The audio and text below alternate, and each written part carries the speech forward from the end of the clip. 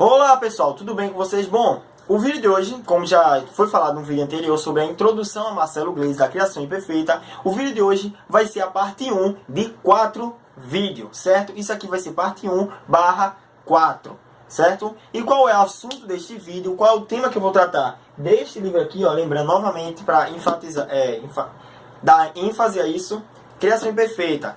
Essa parte aqui, ó.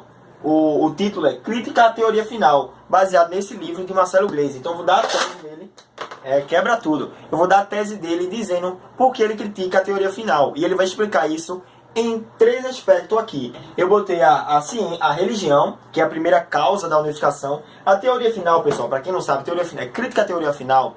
Ele quer dizer que o ser humano ele tem essa necessidade de achar que toda a resposta do mundo, toda a resposta da natureza, do universo, você vai achar em um só lugar, certo? Neste lugar vai estar presente só uma coisa. Se você achar uma coisa, que no caso seria essa tal de teoria final, essa tal de ideia unificadora, se você achar esse único problema, você resolve todos os problemas. Você, devido a isso, tu resolve todos os problemas do mundo. Não é em relação a problema tipo, eu me machuquei, não. Problema físico, achar a nossa origem, certo?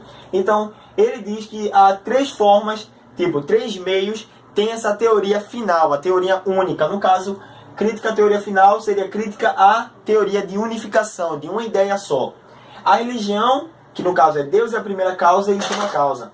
Já a filosofia, ele também critica a filosofia pré-socrática, que se preocupava com as ideias cosmológicas, certo? No caso de cosmologia. Aí, ele é filosofia pré-socrática, que os pré-socráticos procuravam o Axé, que é a teoria de tudo, a teoria de todas as coisas. Uma coisa que dá significado para tudo no mundo. É uma ideia só. Aí, por último, fica a ciência monoteísta, no caso, a teoria unificadora. Que mesmo ele sendo um cientista, ele critica, assim, os parceiros da sua área, no caso, as pessoas cientistas também. Certo? Pessoas que amam a ciência. E por final, ele dá a solução para a teoria final. No caso, a solução para a gente parar de pensar que em uma ideia única só, que pode dar o sentido para toda a existência no mundo. Certo? Então ele diz, para de pensar nisso. Eu vou tratar de cada método desse, de cada parte de introdução que está presente aqui, cada tópico. Certo? O primeiro nós vamos falar sobre a religião. Bora lá pro vídeo? Bom, pessoal. Agora vamos falar sobre o primeiro tópico que eu já tinha falado antes, certo? Que é a religião. No caso, o primeiro argumento que ele diz que até são 3 que eu já falei antes. 3 conceitos, certo? 3 vias que explicam a mesma coisa, que querem chegar ao mesmo objetivo. O primeiro seria a religião, para explicar na forma de um Deus, de um ser superior, como as coisas surgiram, certo? A teoria final é isso, por explicar como as coisas surgiram. E depois vem a filosofia dizendo no Axé, ou Axé, tanto faz, no Axé, que tem uma causa, tem uma filosofia no final, tudo que explica todas as coisas da natureza. E por último vem a ciência usando cálculos, métodos científicos, querendo achar uma teoria final, uma lei, algo que dê a ordem de todas as coisas no universo, certo? Que revele todas as coisas do universo. O primeiro a tratar vai ser a religião, vamos lá. Religião, conceito básico que é Deus é a primeira causa e última. Isso é o conceito desse tópico. Vamos lá, ele começa dizendo o seguinte, Marcelo Gleiser. A religião usa os deuses para resolverem dilemas, certo? O que ele diz que a religião ela usa os deuses para resolver dilemas, resolver problemas, para explicar questões que não eram respondidas. Ou seja, quando você cria deuses para explicar qualquer... quando tu cria um Deus, tu dá a resposta a esse Deus, no caso, tu usa esse artifício do ser divino como resposta para as tuas questões, certo? Então ele diz isso. Já que a gente não tem como provar que Deus existe, ou que Deus ele tem uma causa por trás de tudo isso, e também ele está por fora dos nossos métodos científicos, já que não podemos aplicar leis físicas a ele, então tudo que ele falar é lei, certo? Então ele é um ser inquestionável, já que como você não tem como discutir com ele, ele é inquestionável. Vamos lá. Aí ele pega e fala o seguinte, se Deus é perfeito, veja essas palavras que ele usa. Se Deus é perfeito, sua criação também deve ser. ser perfeito. Se Deus é perfeito, sua criação, o homem também deve ser. Aí ele pega e cita um exemplo na passagem da Bíblia de Gênesis. Lembra de Adão, pessoal? Vocês lembram de Adão, que ele foi lá e comeu da árvore da sabedoria, o fruto proibido? Pronto, ele diz que o nosso desejo humano mesmo, de achar uma teoria final, de achar uma resposta na religião, certo? Partiu desse cara aqui, ó, partiu desse problema. Ele não fala assim, mas tipo, é como se quisesse dizer isso. Ele fala o seguinte, ó, Adão, quando comeu o fruto proibido da árvore da sabedoria, ele foi expulso, certo? Então ele diz o seguinte, a lição que Marcelo Gleisi dá nesse trecho, ele fala aqui, o desejo e a curiosidade nos expulsaram do paraíso e deixamos de ser Deus. Deixamos de ser deuses, praticamente assim. Deixamos de ser perfeito, porque o homem em Gênesis, ele não se questiona. O homem em Gênesis, ele não é amargurado, ele não tem pecado, certo? Não é à toa que até Agostinho falou que o pecado surgiu a partir do mal moral, quando Adão ele quis fazer algo imoral, certo? Algo que não pertencia às leis de Deus. Aí foi aí que o mal moral existiu, certo? Então, como não existia nada de ruim, o homem era perfeito e nós cagamos o pau porque comemos o fruto proibido, no caso Adão, comeu o fruto proibido, nos expulsaram do paraíso. Então a gente perdeu a nossa conexão com a divindade, com a coisa perfeita. E devido a isso, ele pega e fala, objetivo. Por que nós procuramos a teoria final? Porque nós procuramos nos reconectar com Cristo, com Deus, com a religião, ter fé. Por quê? Simplesmente para ascender à perfeição divina, aquilo que está dentro de nós, o Espírito Santo, um ser divino, tudo para nos reconectar com Cristo, com uma entidade, certo? Então esse é o objetivo. A lição foi que Deus que o nosso desejo de curiosidade, de querer saber mais, nos expulsou do paraíso. E devido a isso, pessoal, que nós hoje em dia procuramos ter um abrigo, a religião como um abrigo, certo? Aí agora, vamos lá, isso eu falei, também deve ser, aqui ó, Adão / reconectar com a divindade. Aí ele pede e fala o seguinte, mas você deve estar pensando, peraí Matheus, você explicou que a religião, ela é usada como dilema para explicar questões que não tinham respostas, questões que não eram que não tinham como ser respondidas. Mas os cristãos, que ele defende muito, ele bate muito no monoteísmo, que é o grande peso, a força, certo? Atualmente. Aí ele bate na questão monoteísta, porque como a gente fala que Deus, no caso o Deus monoteísta, cristão, ele é único, ele é perfeito, lembrando, tipo, o povo hindu, certo, da Índia, tem vários deuses. A mitologia também, a grega, tinha vários deuses, certo? Então, como ele prega muito ele vai muito no monoteísmo, o Marcelo Gleisi. Aí ele vai e fala, os cristãos dizem o seguinte, para eles pode dizer, poxa, rapaz, o irmão de fé, qual é a resposta para a teoria final? Qual é a resposta da origem da vida, da origem de tudo? Aí os cristãos, no caso, de forma bem simples e mais prática, responderam o seguinte, todas as respostas estão escritas no livro sagrado. Deus é a primeira causa e a última. Ele é a verdade final. Então, Deus sabe de tudo. Se você não encontrar no livro sagrado a resposta, porque Deus, como é que eu vou dizer? Deus, ele é misterioso. Muitas pessoas dizem, Deus é misterioso. Deus escreve caminhos histórias com linhas tortas. É mais ou menos assim que o trocadilho, né? Vamos lá. Então, o que os cristãos iam dizer, no caso que defende a teoria final, o monoteísmo, no caso seria isso, ó. Todas as respostas estão escritas no livro sagrado, certo? Deus é a primeira causa e a última. Ele criou o universo e ele também o destruirá, certo? Ele é a verdade final. Se Deus é a verdade final, ele é a primeira causa e ele é a última, então nada se questiona. Tudo você pode encontrar procurando Deus. Certo? Aí, beleza. Isso a gente falou na forma da religião. Mas você pensa, mas peraí, Matheus, Marcelo Gleisi só levanta pontos em relação à religião, não cita nada, não dá uma lição, não dá uma observação. Sim, pessoal, ele dá uma observação. E a observação que ele fala, depois que cita a religião como um meio de um dilema, é uma resposta desesperadora para uma via para procurar resposta para questões que não tinham resposta, ou seja, a religião é muito mais fácil, certo? É como dizem, a religião Qual é a maior criação do homem? No caso, alguns dizem que é a religião. No caso, um Deus. Deus é a maior criação do homem. Vamos lá.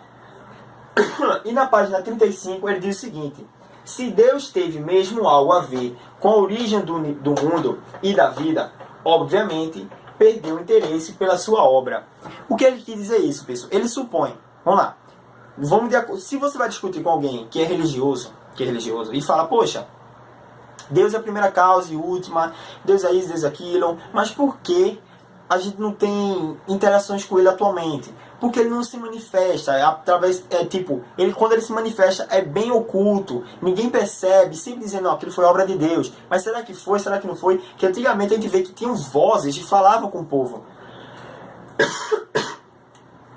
Aí Marcelo Gleisi pega e diz, em relação à teoria final, a primeira causa e a última, diz o seguinte: porque Marcelo Gleisi é ateu, então, se Deus existir, se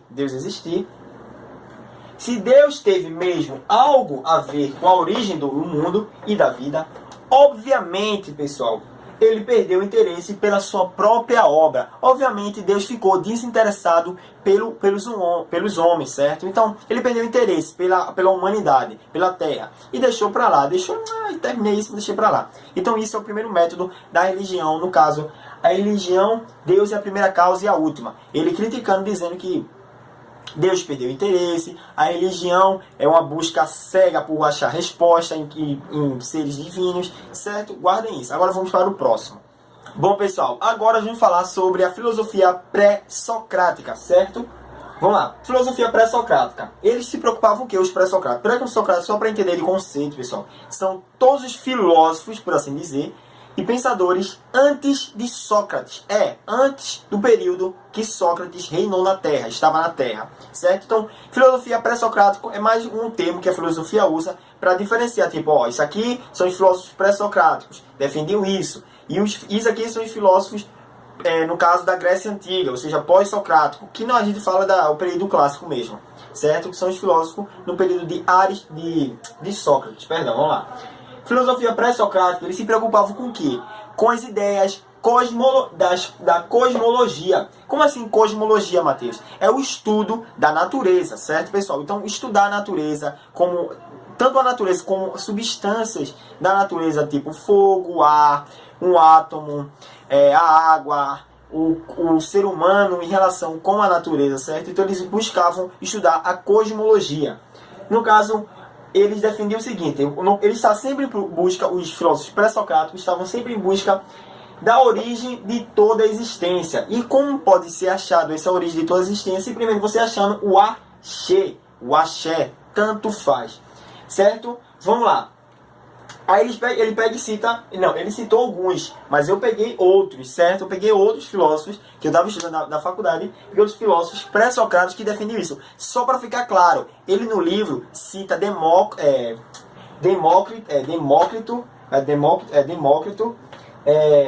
e Tales de Mileto. Ele cita ele cita Pitágoras também, ele cita esses três, certo? Aí eu citei Anaximenes e Anaxágoras, certo? Só para vocês entenderem que os pré-socráticos defendiam realmente isso. Vamos lá.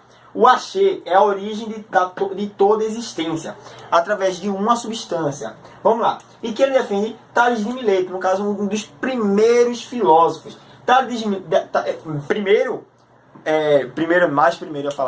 Primeiro, tanto primeiro quanto o Sócrates. Ele veio primeiro que Sócrates, certo? Vai dizer isso para vocês. Vamos lá.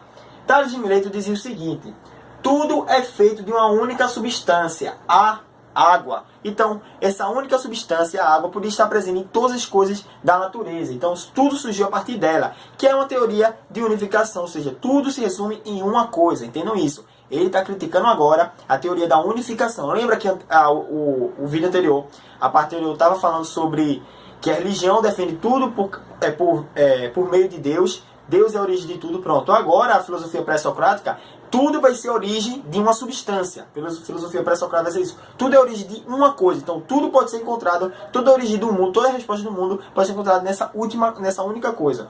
Certo? Tales de Mileto, a água. Anaximenes, não sei pronunciar isso, é pelo ar. Anaxágoras, fogo. Pitágoras, ele cita o misticismo matemático, ou seja, que a partir da matemática você pode encontrar a perfeição e a simetria da natureza, ou seja, do mundo ao seu redor. Então, a partir da matemática, pessoal, a partir da matemática, tu encontra toda a origem do mundo, a perfeição, a simetria, certo? Isso na página 47 a 50 do livro Criação Imperfeita. Tudo eu tirei isso do livro, certo? E depois vem Demócrito, eu acho que é assim se pronuncia, Demócrito, que tem um acento aqui, Demócrito. Vamos lá. E ele dizia que tudo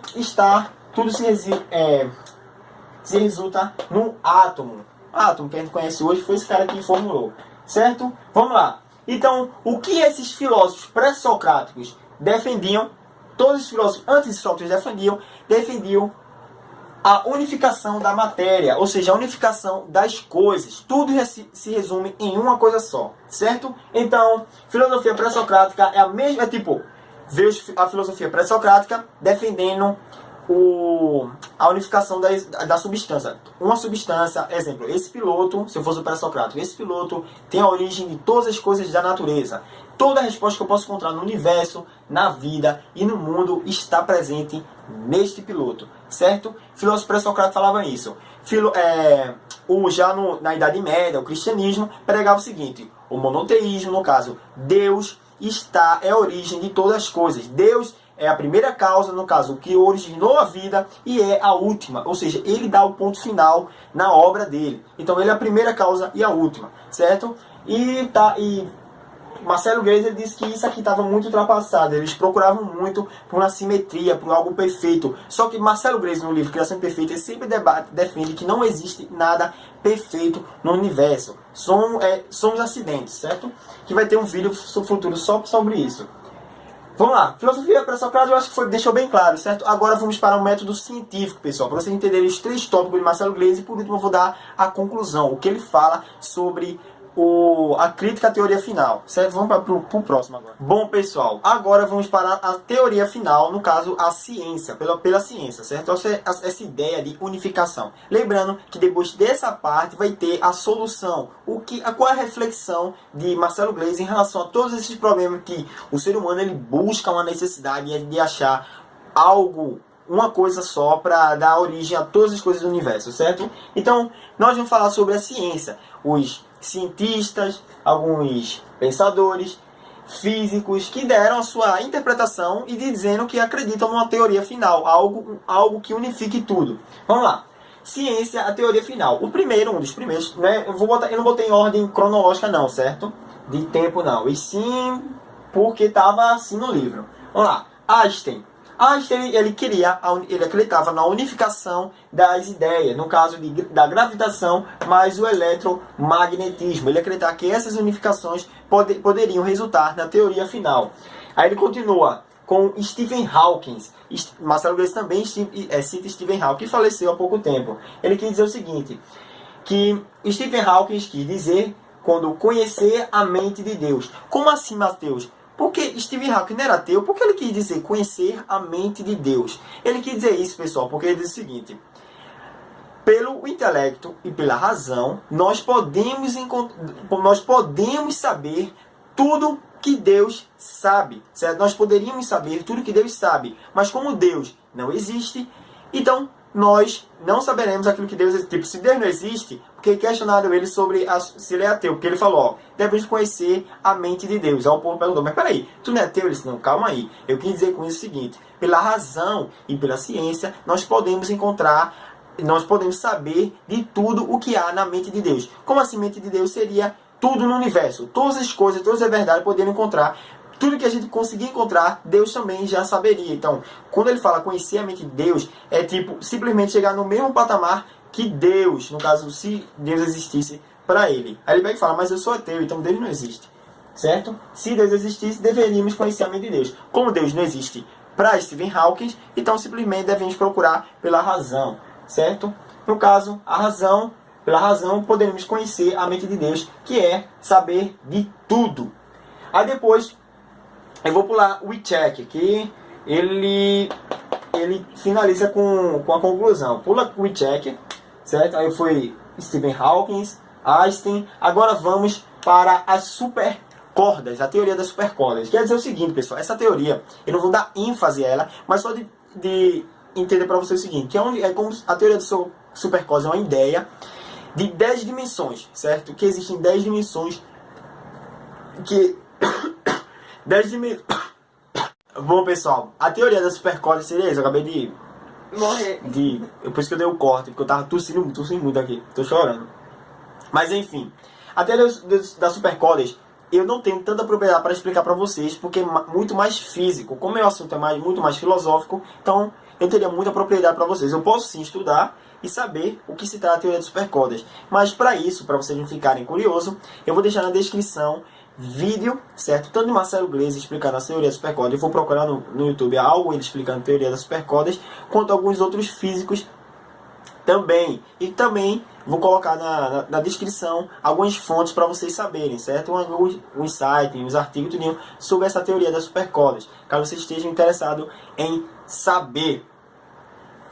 Vamos lá.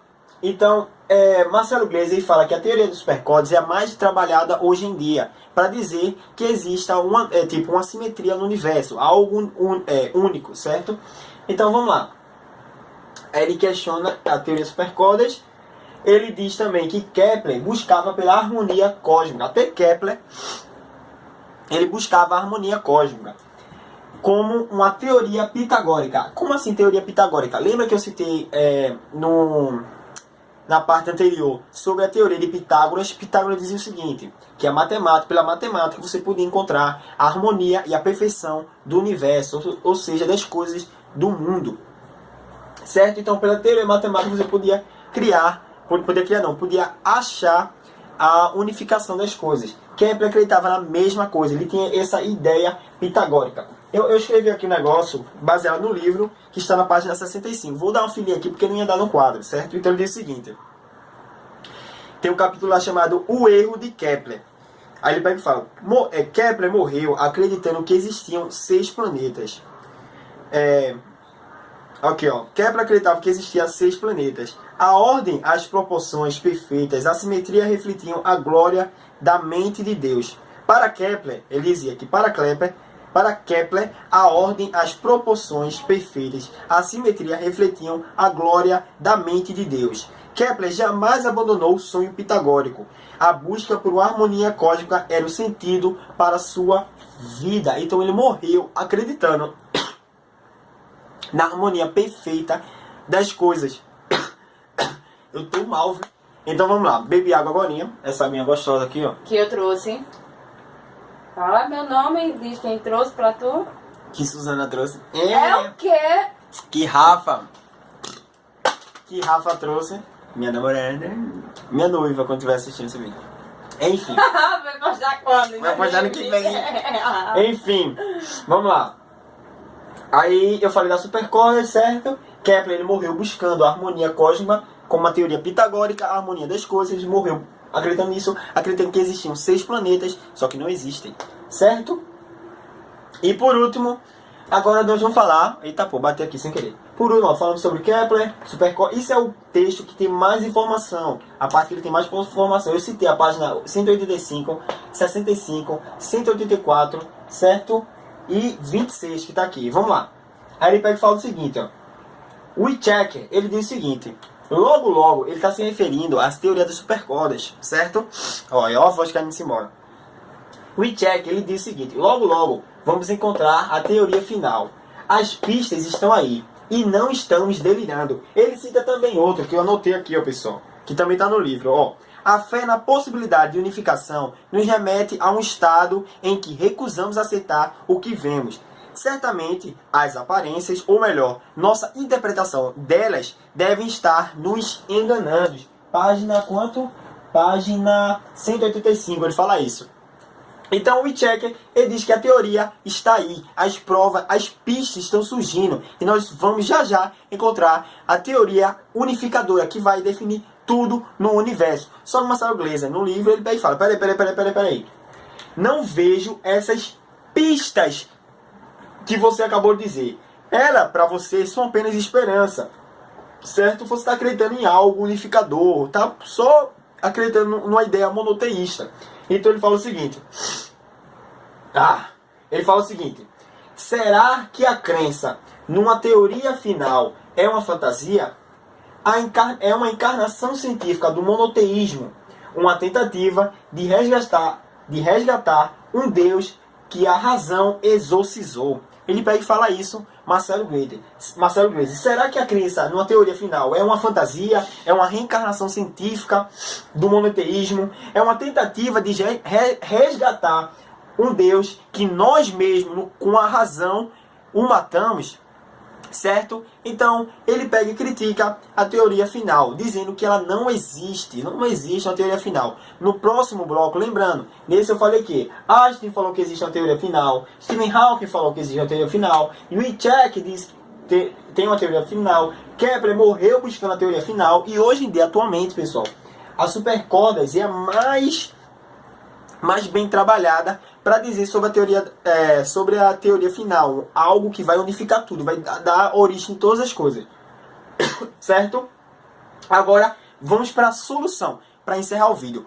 Quais são as reflexões e a conclusão que Marcelo Gleiser chega a relação à teoria final, dizendo: ó, pessoal, para a humanidade de pensar sobre que existe uma teoria final, para a humanidade. Vamos ver o que ele fala.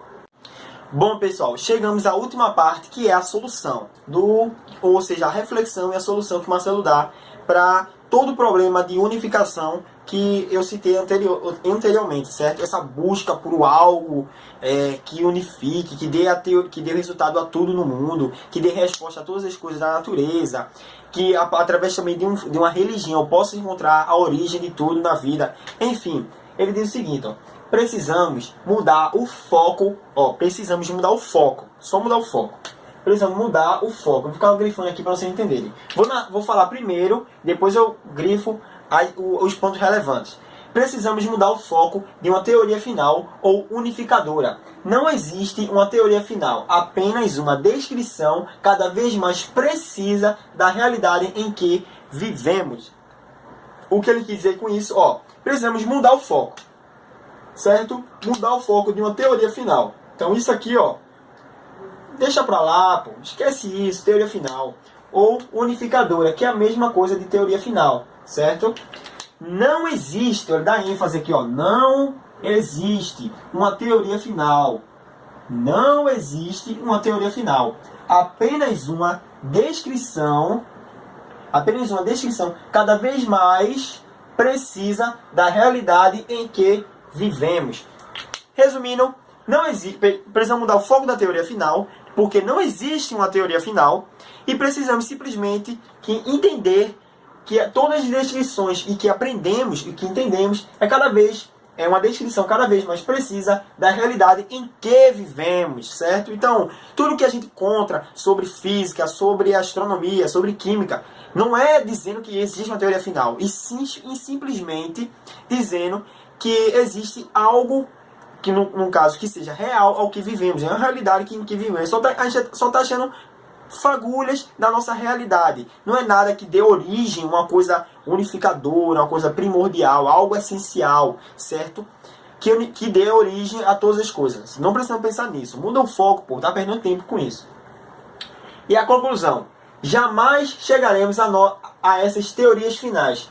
Que esse tipo de unificação não existe. Novamente, ele diz que a teoria final, essa ideia de tudo existir num piscar de olho. Tudo existindo. Vou tossir de novo, então.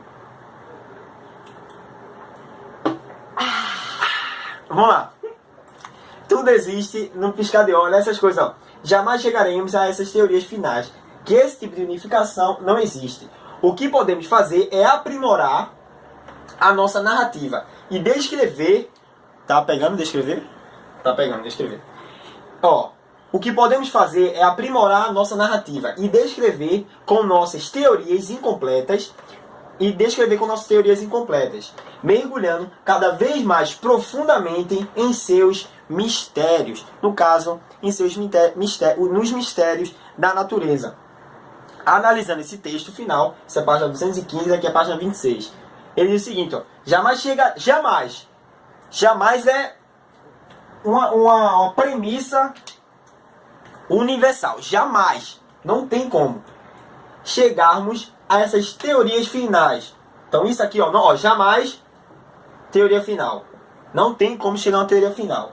Que esse tipo de unificação, no caso, a teoria final, não existe.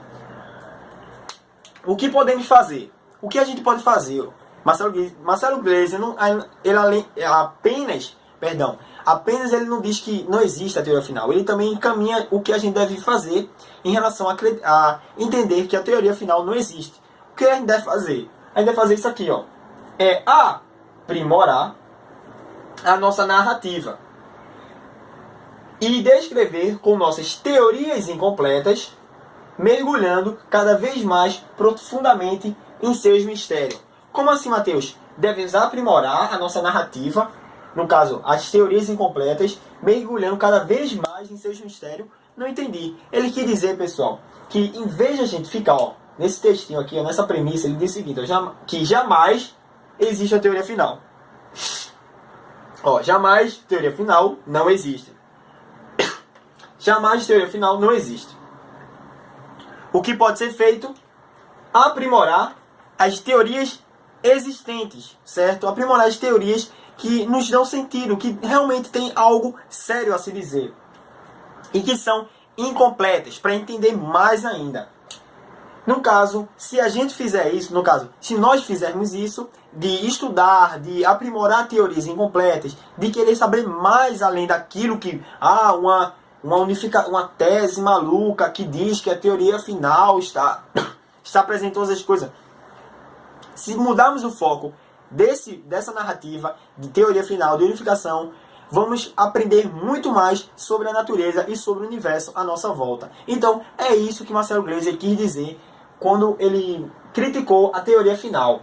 Ele criticou a teoria da religião, dizendo que se Deus existe, ele perdeu o interesse pela sua criação, certo? Então, quando todo mundo fala que Deus criou o universo, Deus criou tudo, então tudo é perfeito, né? Então, se Deus existe, ele perdeu o interesse pela sua criação, porque ele já não fala com a gente, ó, há muito tempo.